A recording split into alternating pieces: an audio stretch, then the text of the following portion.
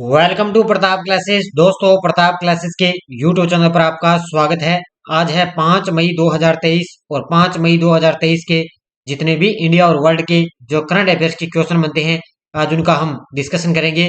पूरा वीडियो ध्यान से देखना और लास्ट में आपसे क्वेश्चन पूछूंगा जिनके जवाब आपको कमेंट बॉक्स में देना होगा। आज अपने चर्चा करेंगे अजय बंगा को विश्व बैंक का नया अध्यक्ष नियुक्त किया है। विश्व प्रेस स्वतंत्रता सूचकांक 2023 में भारत का कौन सा स्थान है और भारतीय पर्यटन मंत्रालय अरेबियन ट्रेवल मार्ट 2023 के अंदर भाग लिया है। इनकी आज हम चर्चा करेंगे। तो डेली आपको पूरे लेटेस्ट न्यूज सुबह 6 बजे इस क्लास के अंदर आपको मिलती है। तो सारे विद्यार्थी एक बार वीडियो को लाइक शेयर करेंगे। और आपको पता है ईओ और आरओ के एडमिट कार्ड भी जारी हो चुके हैं। तो आपको 3 दिन या 4 दिन पहले उसका एडमिट कार्ड आपको निकालना होगा, क्योंकि 14 मई को इसका एग्जाम है। इससे पहले भी मेरी शाम को 8 बजे आपको क्लासें रिवीजन के लिए मिल रही है, क्योंकि ईओआरओ का एग्जाम है। तो उसके लिए मैंने 8 बजे शाम को स्पेशल करंट की क्लासें रिवाइज मैंने करवा रखी है। और पूरी उम्मीद के साथ मैं क्लास लेकर आता हूँ ताकि आपका वहां से क्वेश्चन बाहर नहीं जाएगा। जिस विद्यार्थी ने वो लगभग ये 10 दिनों के अंदर जो मैं क्लास शाम को लेकर आऊंगा करवा रहा हूँ, जिस विद्यार्थी ने ढंग से वो क्लासें देख ली, उसका करंट का क्वेश्चन एक भी गलत नहीं होगा। तो शानदार तरीके से आप ज्वाइन करें। शाम को 8 बजे मेरी क्लास। जरूरी नहीं है कि वो ईओआरओ के लिए हो, वो अगली सूचना सहायक भर्ती है, चाहे आगे दिल्ली पुलिस की कोई विद्यार्थी तैयारी कर रहा है, चाहे एसएससी सीजीएल की तैयारी कर रहा है, तो लगभग सेंटर के अंदर कोई भी एग्जाम हो तो ये आपके करंट का क्वेश्चन यहाँ से बाहर नहीं जाएगा। तो स्टार्ट करें आज की क्लास। सभी विद्यार्थियों को गुड मॉर्निंग। तो सभी विद्यार्थी एक बार वीडियो को लाइक कर दें और शेयर कर दें। तो सबसे पहले हम कल के क्वेश्चनों को करते हैं रिवाइज। भारत समुद्री अभ्यास AIME 2023 का आयोजन किस देश में किया गया? तो ये सिंगापुर में इसका आयोजन किया गया। भारत की पहली महिला पायलट शिवांगी सिंह किस देश में हो रहे अभ्यास में शामिल होंगी? तो ये होंगी फ्रांस के अंदर जो अभ्यास होगा उसमें भारत की पहली महिला पायलट शिवांगी सिंह इस अभ्यास के अंदर भाग लेगी। आईसीसी टेस्ट रैंकिंग में कौन सी टीम नंबर 1 पायदान पर पहुंच चुकी है? तो वो पहुंच चुकी है अपना देश भारतीय टीम है, वो पहुंच चुकी है। लुक्का ब्रेसेल ने स्नूकर विश्व चैंपियनशिप का खिताब जीता। इनका संबंध किस देश से है? तो ये है बेल्जियम के। स्वदेशी एडीसी 151 का डीआरडीओ और भारतीय नौसेना द्वारा किस राज्य में सफल परीक्षण किया? तो इन्होंने किया है गोवा राज्य में। उड़ीसा सरकार ने भारतीय हॉकी टीम के प्रायोजन को कितने साल के लिए बढ़ाया? तो वो 10 साल के लिए बढ़ाया। कब तक है? 2033 तक है बढ़ाया है। कोविड-19 महामारी के दौरान सूक्ष्म, लघु और मध्यम उद्यमियों को सहायता प्रदान करने के लिए कौन सी योजना शुरू की? यह है विश्वास वन योजना शुरू की है। न्यायमूर्ति TS शिवगनानम को किस उच्च न्यायालय के मुख्य न्यायाधीश नियुक्त किया? तो ये किया है कलकत्ता उच्च न्यायालय के रूप में इनको नियुक्त किया है। तो ये थे कल के क्वेश्चनों का रिवाइज। इसकी PDF आपको टेलीग्राम पर मिल चुकी है। वीडियो के डिस्क्रिप्शन में टेलीग्राम का लिंक दिया हुआ है, वहां जाकर इसकी PDF आप डाउनलोड कर सकते हो। और हमारे ऐप के अंदर आपको पता है ये टेस्ट सीरीज चल रही है, भी सारे विद्यार्थी ज्वाइन करें। Test series Pratap classes app के अंदर वीडियो के डिस्क्रिप्शन में ऐप का लिंक दिया हुआ है। तो हमारी ये ऑल एग्जाम 2023 की करंट अफेयर्स जनवरी 2023 से दिसंबर 2023 तक पूरा डाटा आपको मिलेगा।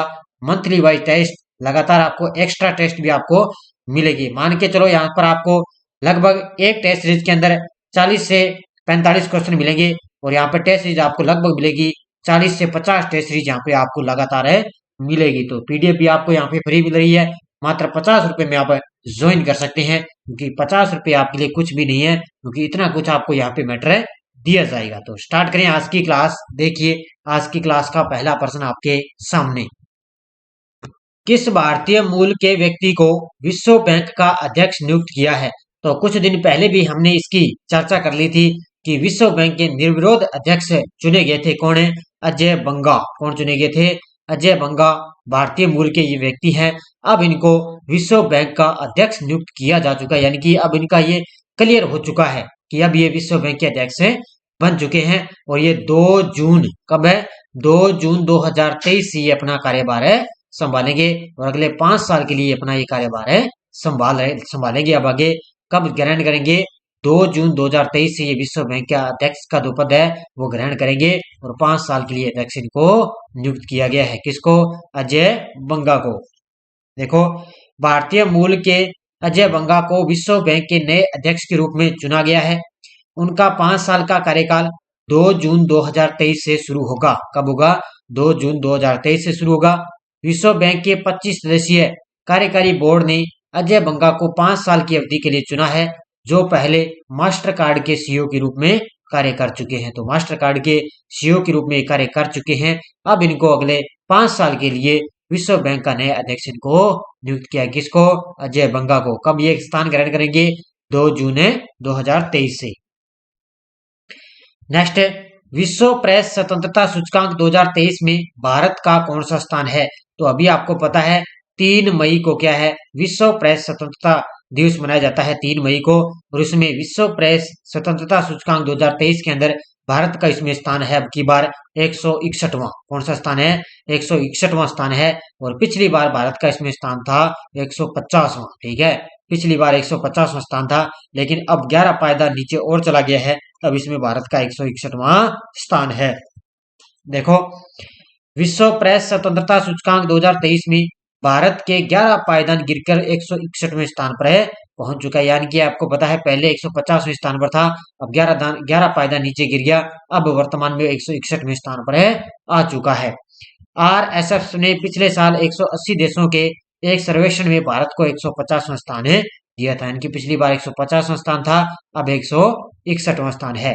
इस रिपोर्ट में कहा गया है कि तीन देश इसमें, एक तो तजाकिस्तान जिसमें एक स्थान गिरकर 153वें स्थान पर है, और भारत 11 स्थान गिरकर 161वां स्थान है, और तुर्की 16 स्थान गिरकर 165वां स्थान है। तो ये 3 देशों की इसमें इतनी ज्यादा इसमें कंडीशन देखी गई है।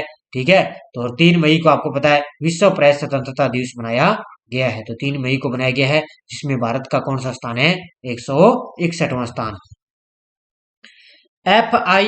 FIM world junior GP world championship में भारत के पहले राइडर कौन बने हैं?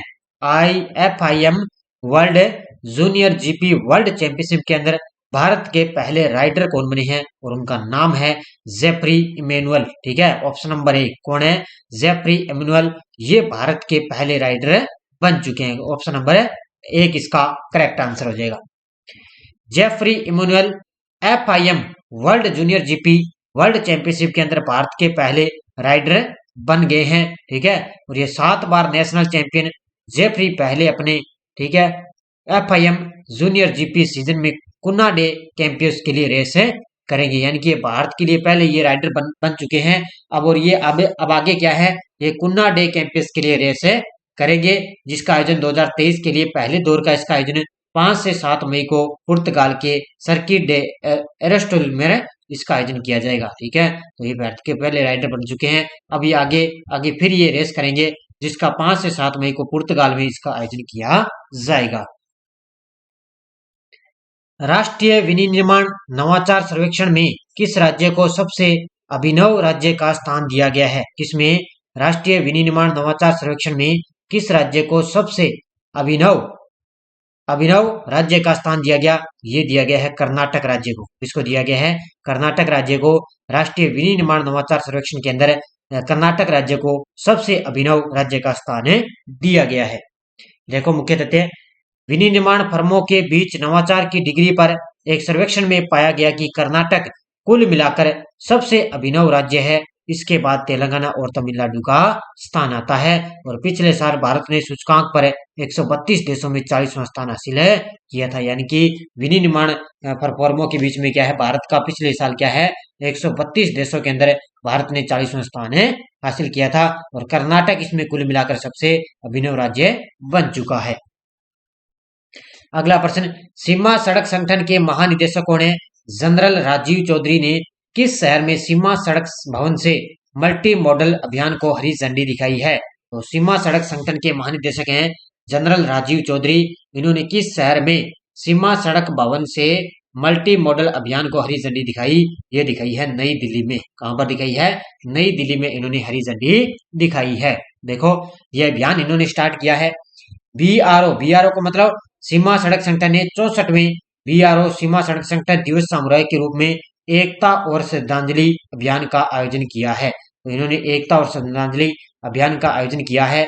1 मई 2023 को सीमा सड़क संगठन के महानिदेशक लेफ्टिनेंट जनरल राजीव चौधरी ने नई दिल्ली में सीमा सड़क भवन से मल्टी मॉडल अभियान को हरी झंडी दिखाई है। कब है? 1 मई 2023 को। किस शहर में? नई दिल्ली में। नेक्स्ट, भारतीय पर्यटन मंत्रालय ने किस देश में अरेबियन ट्रेवल मार्ट 2023 में भाग ले रहा है? भारतीय जो पर्यटन मंत्रालय है वो क्या है? अरेबियन ट्रेवल मार्ट 2023 में भाग ले रहा है। और इसका जो आयोजन है वो कहां पर किया जाएगा? वो किया जाएगा संयुक्त अरब अमीरात में। कहां पर है? संयुक्त अरब अमीरात की राजधानी है दुबई के अंदर इसका आयोजन किया जाएगा, जिसमें अपना भारतीय पर्यटन मंत्रालय भाग ले रहा है। देखो, भारत सरकार का पर्यटन मंत्रालय संयुक्त अरब अमीरात दुबई में 1 से 4 मई तक आयोजित अरेबियन ट्रेवल मार्ट 2023 में भाग लिया है। यानी कि 1 से 4 मई के बीच में क्या है, इसने 2023 के अंदर इसमें भाग लिया है। किसने? भारतीय पर्यटन मंत्रालय ने। अरेबियन ट्रेवल मार्ट 2023 में भारत की भागीदारी मध्य पूर्व और उत्तरी अफ्रीका के बाजारों के बीच भारत को पसंदीदा यात्रा गंतव्य के रूप में बढ़ावा देने की दिशा में एक महत्वपूर्ण कदम है माना गया है। ठीक है, तो ये आपको पॉइंट याद रखना है। तो 2023 में इसने क्या है? भाग लिया है। तो ले रहा नहीं है, इसने 1 से 4 मई तक इसका आयोजन किया गया, जिसमें भारत सरकार का पर्यटन मंत्रालय इसमें भाग लिया है। नेक्स्ट है, मार्गेरिटा डेला वेले को किस कंपनी के सीईओ के रूप में नियुक्त किया है? तो मार्गेरिटा डेला वेले को किस कंपनी के सीईओ के रूप में नियुक्त किया? ये बन चुकी है वोडाफोन कंपनी की सीईओ बन चुकी है। तो ये एक महिला का नाम है, ध्यान रखना। कौन है? महिला का नाम है। ये वोडाफोन की अब सीईओ बन चुकी है, जिनका नाम है मार्गेरिटा डेला वेले को वोडाफोन कंपनी के सीईओ के रूप में नियुक्त किया है। दिसंबर 2022 में निक रीड के पद छोड़ने के बाद से मार्गेरिटा डेला वेले को वोडाफोन समूह के अंतरिम सीईओ के रूप में चुना गया है। तो पहले निक रीड थे, उन्होंने इस पद को छोड़ दिया। अब मार्गेरिटा डेला वेले को वोडाफोन समूह के अंतरिम सीईओ के रूप में नियुक्ति दी है। वोडाफोन समूह ने घोषणा की कि डेला वेले को स्थायी मुख्य कार्यकारी के रूप में नामित किया गया है। तो इनका नाम आपको याद रखना है।